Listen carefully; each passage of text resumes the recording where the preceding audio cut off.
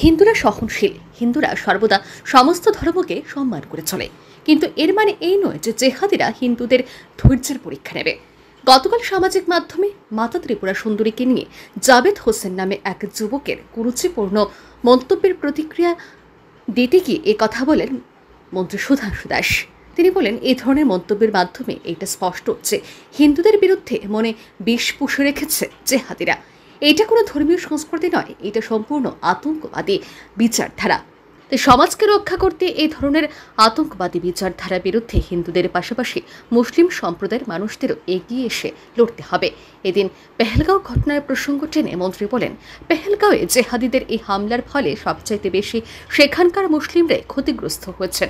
পর্যটকরা সে স্থানে যাওয়া বন্ধ করে দিয়েছে, যার ফলে স্থানীয় মুসলিম সম্প্রদায়ের লোকেদের ব্যবসার ক্ষতি হচ্ছে। অর্থাৎ মুসলিম জেহাদিরাই মুসলিমদের শত্রু হয়ে দাঁড়িয়েছেন। তাই ভারত থেকে এই পাকিস্তানি মানসিকতা সম্পূর্ণ এবং বাংলাদেশি মৌলবাদী মানসিকতা সম্পূর্ণ লোকেদের চিহ্নিত করে তাদের উপযুক্ত জবাব দেওয়ার লক্ষ্যে হিন্দু মুসলিম সকলকে এক হওয়ার আহ্বান জানান মন্ত্রী।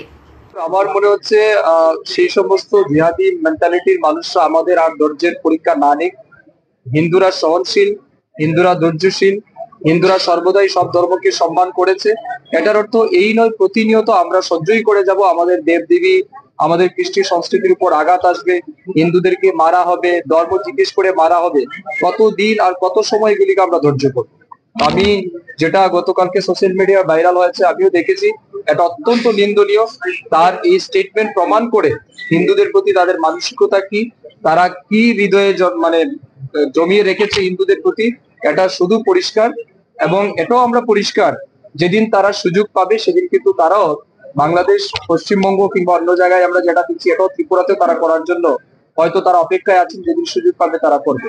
তো বিশেষ করে আমি হিন্দুদের বলবো, আপনাদের সতর্ক থাকতে হবে, আমাদের সতর্ক থাকতে হবে, ইউনাইটেড হতে হবে।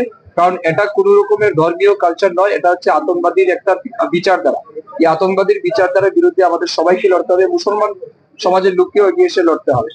জম্মু কাশ্মীরে বর্তমানে যে সমস্যাটা হয়েছে, এতে সবচেয়ে ক্ষতি কার হয়েছে? জম্মু কাশ্মীরে বসবাসরত মুসলমানদের হয়েছে। তাদের রুজি রুটির উপর লাথি মেরেছে, তাদের যে ব্যবসা বাণিজ্য তার উপর লাথি মেরেছে। টুরিস্ট কমে যাবে, তো তার জন্য দায়ী কে? মুসলমানই দায়ী। কিন্তু আমি বলছি মুসলমান সমাজকেও এই সমস্ত জিহাদি মানসিকতার বিরুদ্ধে আওয়াজ তুলতে হবে। এবং যাতে এই দেশ থেকে এরকম পাকিস্তানি মানসিকতা সম্পন্ন, বাংলাদেশি মৌলবাদী মানসিকতা সম্পন্ন লোকদেরকে যাতে আমরা চিহ্নিত করে তার উপযুক্ত জবাব দিতে পারি, তার জন্য সবাইকে ইউনাইটেড হতে হবে। ব্যুরো রিপোর্ট, আর নিউজ।